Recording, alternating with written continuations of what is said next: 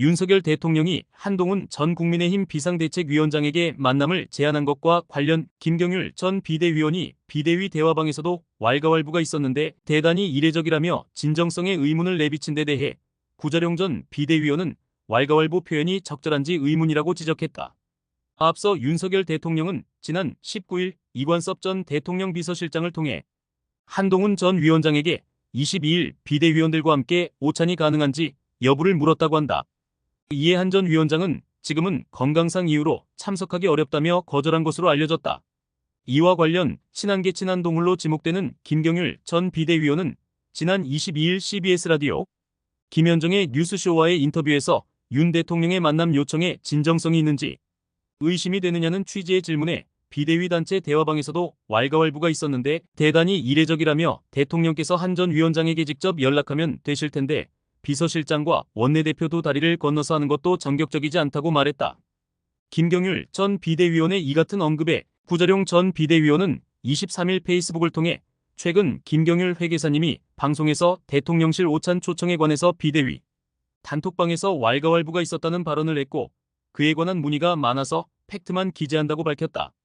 구자룡 전 비대위원은 당시 윤 대통령의 오찬 제안 관련 언론 보도가 되면서 기자들에게 전화가 오는 상황이라 다른 비대위원님들이 아는 내용이 있느냐? 라고 묻고 모른다라고 하는 내용이 전부였다고 설명했다. 구 전 비대위원은 이어 대통령 이 초청이 적절한지 여부에 관한 어떠한 언급도 없었으므로 왈가왈부라는 표현이 맞는지 의문이라며 게다가 3분 정도만 아는 게 있느냐? 라는 정도의 위와 같은 대화를 한 것이 전부라는 점도 팩트로 밝힌다고 부연했다. 그러면서 정확하지 않은 표현이 오해를 낳고 그 오해가 갈등을 커지게 할까 걱정돼 위와 같은 내용을 밝힌다고 덧붙였다. 구자룡 전 비대위원이 올린 글로 김경률이 라디오에서 한 발언은 개뻥이었다는 게 밝혀졌습니다. 김경률은 왜 있지도 않은 사실을 사실처럼 말했을까요? 아마도 한동훈 전 비대위원장과 윤석열 대통령과의 관계를 갈라치게 하고 싶어서였지 않을까요? 지난 총선 과정을 되돌아보면 김경률의 발언 때문에 국민의힘이 힘들었던 때가 있었습니다. 김경률이 좌파에서 전향해서 나름 좌파를 공격한다고는 하지만 반대로 우파 진영의 분열이 조장되는 발언을 스스럼없이 하는 게 문제가 되기도 합니다. 한동훈 전 비대위원장은 정치에 복귀하면 김경률같이 말을 확대 재생산하는 사람은 멀리하는 게 좋을 것 같습니다. 지금 보수우파는 총선 대패로 매우 어려운 상황입니다. 적은 의석수로 민주당의 입법 독재를 막기 어려운 상황에서 나오는 발언마다 대통령과 한동훈을 이간질시켜 보수우파가 분열되게 하는 사람들은 매우 이기적이고 독단적인 사람들입니다. 홍준표 대구시장도 부적절한 발언을 이어가고 있고 김경률 같은 사람도 대통령과 한동훈의 관계를 이간질시키는 듯한 발언은 보수우파의 단결에 매우 저해되는 행동들입니다. 총선 참패의 책임은 대통령에게도 있고 한동훈에게도 있습니다. 패배한 것은 대장들의 책임입니다. 한동훈도 그에 대해 오로지 자기의 책임이라고 인정하고 떠났지 않습니까?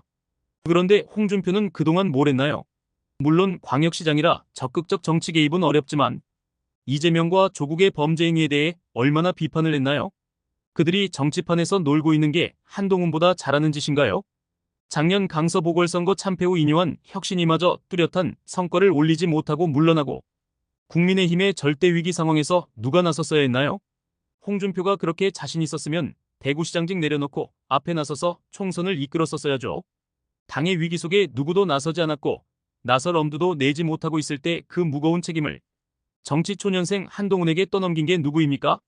한동훈은 출마도 하지 않았습니다. 하지만 총선 패배하면 어떠한 책임을 져야 하는지 알고도 그 무거운 자리를 맡았습니다. 그리고 100여일간 정말 자기 한 몸을 다 소진시켰습니다.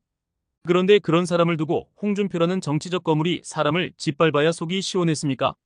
지금 언론에서 취재 내용으로 밝혀지고 있는 것들은 대통령실에서는 홍준표에게 한동훈에 대한 너무 심한 비판을 자제해달라고 부탁까지 했다고 했는데 홍준표는 이런 부탁을 씹어버린 거죠. 장내 대권에 있어서 한동훈이 강력한 경쟁자로 보여지니 지금 그 싹을 잘라내려고 한 것 같은데 판단력이 많이 흐려진 것 같습니다. 누가 뭐래도 보수우파 내에서 차기 대권 주자로 절대적인 지지를 받고 있는 사람은 한동훈입니다. 비록 총선 패배를 했지만 앞뒤 안 가리고 자기 한 몸을 희생시키는 정치인을 대중들은 오랜만에 봤기 때문입니다. 한동훈 전 비대위원장은 이제 지친 몸을 회복하고 내공을 쌓은 후 정치권에 복귀할 겁니다. 비록 아직 정치 경험이 많다고 할 수 없으나 똑똑한 한동훈은 총선 과정을 되짚어보며 가까이 할 사람과 멀리 할 사람들을 구별할 판단을 할 겁니다. 한동훈은 자신의 말대로 내공을 쌓은 후 복귀할 겁니다. 내공을 쌓은 한동훈이 얼마나 무섭고 예리한 정치인이 될지는 예상조차 어렵습니다. 홍준표가 한동훈의 상대가 될 수 있을까요? 아니면 이재명이 사법 리스크를 이겨낸다 해도 한동훈의 상대가 될 수 있을까요?